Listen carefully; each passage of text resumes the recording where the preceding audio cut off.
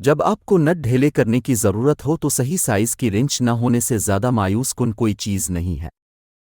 आप नट और लंबे बोल्ट के साथ एक आरजी साड़-सत रेंच भी बना सकते हैं। नट को बोल्ट पर इस वक्त तक कसें जब तक कि नट और बोल्ट के सर के दरमियान नट की चौड़ाई के बारे में फ़र्क न हो जिसे आप ढीलने की कोशिश कर रहे हैं। जिस नट को आप ढीले करने की कोशिश कर रहे हैं इस खला में डालें और फिर नट को टाइट करें।